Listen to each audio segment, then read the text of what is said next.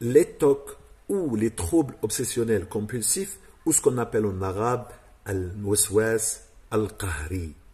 Comment le soigner et quelle est la relation qu'il y a avec al-ruqya al-sharia. Assalamu alaikum wa rahmatullahi ta'ala wa barakatuh. Avant que je commence l'explication, merci de liker et de partager cette vidéo afin qu'il arrive au maximum possible. Donc, quels sont ces TOC ou al-waswas al-qahri? En fait, ce sont des idées qui viennent à répétition et qu'on ne peut pas contrôler. Ils viennent malgré nous et qui restent dans la tête à tourner en rond et on n'arrive pas à les empêcher, on n'arrive pas à les arrêter. Dans cette vidéo, je vais expliquer un petit peu cette liaison entre les TOC et le monde occulte. Parce que d'après les expériences, les longues expériences que j'ai eues avec ce genre que j'appelle moi symptôme, qui est les TOC, c'est un symptôme pour moi, en fait, il vient la plupart des fois, la plupart des cas, à cause de l'hérédité, c'est-à-dire quelque chose qui a été hérité chez des parents qui ont aussi les TOC ou un des parents qui a les TOC, donc l'hérédité ou les grands-parents, etc. Ça peut venir aussi des problèmes dans le passé, ça peut venir d'une fragilité personnelle à cause de problèmes de tous les jours, et ça peut venir aussi du mauvais œil, de la jalousie et de la sorcellerie. Comment ça vient? En fait, quand notre âme, comme notre corps, elle subit des faiblesses, des attaques. Comme le corps, il peut se faire attaquer par, voilà, si on fait trop de sport ou si on mange très mal, etc., on peut attraper des maladies sur le corps, ce qui est logique et naturel. Maintenant, pour notre âme, qui est la deuxième et qui est le composant le plus important dans notre corps, cette âme, elle est influençable. L'âme, elle est influençable par les regards.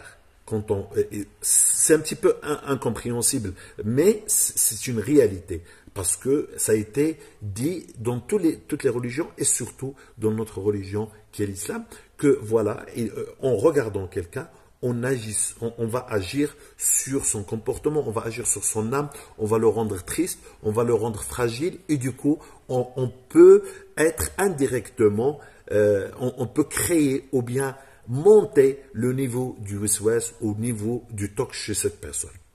Donc l'exemple, c'est la même chose, quand quelqu'un il attrape la sorcellerie, il peut aussi tomber dans les TOC ou bien dans le waswas al-qahri. Aussi, quand quelqu'un est possédé, il peut aussi être fragile et facilement tomber dans les TOC. En fait, les TOC, c'est des choses qui peuvent nous arriver tous, même si on n'a pas de mal culte, même si on n'est pas si fragile que ça. Mais ça devient maladif quand ça devient obsessionnel, quand ça se transfère d'une idée qui vient dans la tête et qui tourne en une action. C'est-à-dire, on pense qu'il y a le mal, donc on commence à fermer tout, on commence à fermer les gaz, plusieurs fois les gazinières, on commence à avoir peur d'une façon incontrôlable et du coup ça devient compliqué.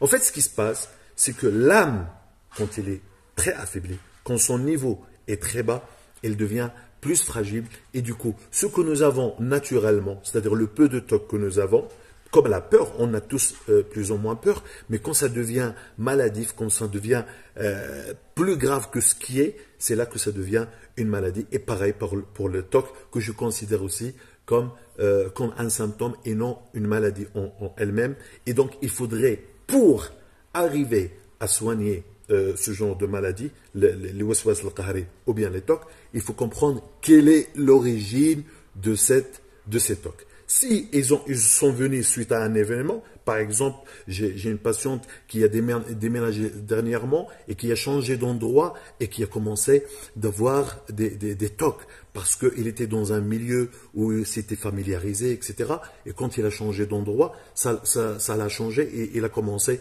d'avoir des palpitations dans le cœur, des idées noires, etc., etc.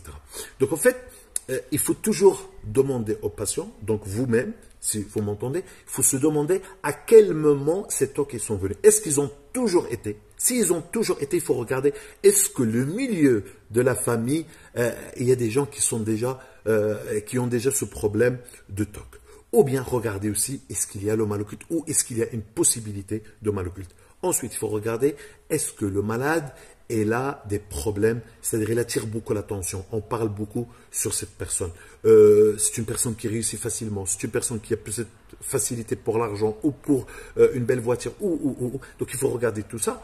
Ensuite, il faudrait regarder si cette personne elle a des symptômes de la possession. Et il faut regarder la vidéo où je parle sur les symptômes de djinn amoureux, les symptômes de la sorcellerie, les symptômes de ces missions. Si vous voyez que vous avez ces symptômes-là et vous avez les tocs, il faudrait regarder après, est-ce que ces tocs sont originaires de ces mal occultes. Et dans beaucoup de cas, quand le mal occulte commence de se soigner, au début, peut-être les tocs vont monter, les waswas vont monter de plus en plus, mais au fur et à mesure du temps, les malades, pratiquement tous les malades que je suis, ils me disent qu'il y a une grande diminution, et ça, malgré qu'on ne prenne pas de traitement, de traitement.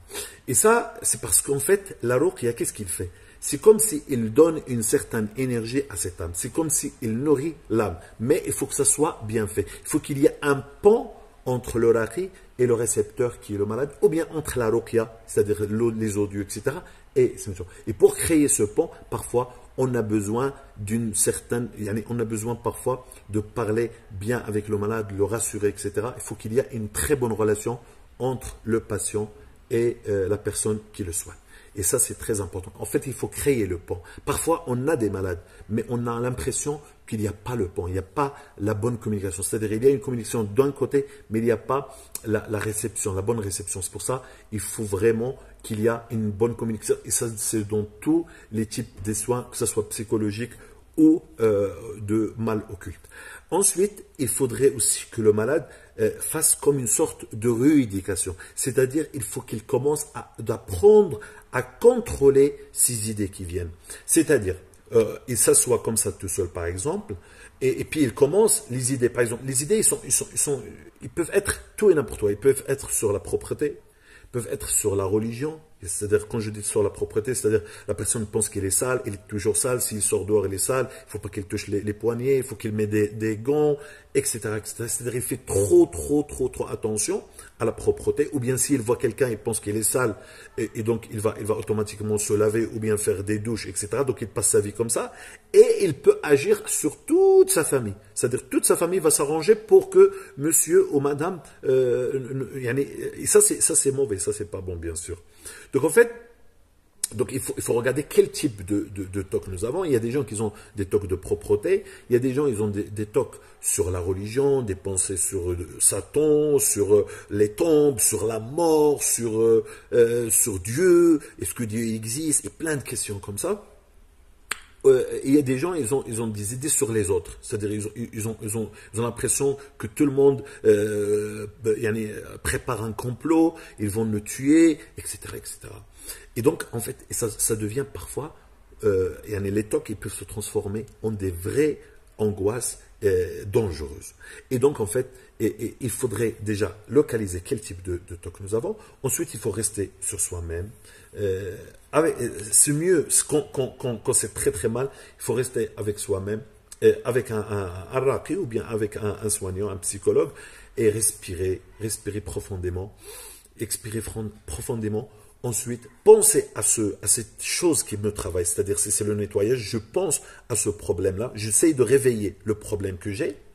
Ensuite, à un moment donné, c'est moi qui contrôle, j'apprends à contrôler, à freiner l'action. C'est-à-dire, j'y pense, je l'invite, ensuite je la stoppe moi-même. Et après, comment je vais la stopper? Je vais penser à autre chose. C'est-à-dire, j'invite par exemple la propreté, ou j'invite les idées sur Dieu, etc. Ensuite, je les braque. Ensuite, je pense à autre chose, je fais ma vie normalement. Ensuite, je repense à la chose qui me stimule. Et après, je la stoppe. En fait, j'apprends à contrôler. Parce que le plus dur dans les waswas et dans les tocs, c'est qu'on n'arrive pas à les contrôler. Ils sont incontrôlables. Ils ne dépassent. Mais, à force, en faisant des exercices comme ça, jour sur jour, une fois par jour, 2 fois par jour, 3 fois par jour, on arrive à contrôler et en faisant en même temps le traitement que je vous ai dit, c'est-à-dire regarder quel type de mal occulte je fais partie et le soigner en écoutant régulièrement le ruqya. Et quand je vois que ça me dépasse, il faudrait que je sois suivi par un raqi ou par un spécialiste de la santé. Comme ça, Inch'Allah, je peux m'en sortir parce que les tocs, parfois, ils peuvent être très très graves. Ils peuvent se développer si on les laisse, si on se laisse aller, si on ne les soigne pas par les moyens qui existent. Il y a plusieurs moyens pour les TOC qui sont assez efficaces. Mais le plus important, c'est toi-même, c'est le malade qui doit agir et qui doit vraiment vouloir s'en sortir. Barakallahu fikum d'avoir suivi cette vidéo. Bon Ramadan à vous tous et assalamu alaikum et à la prochaine vidéo, Inch'Allah.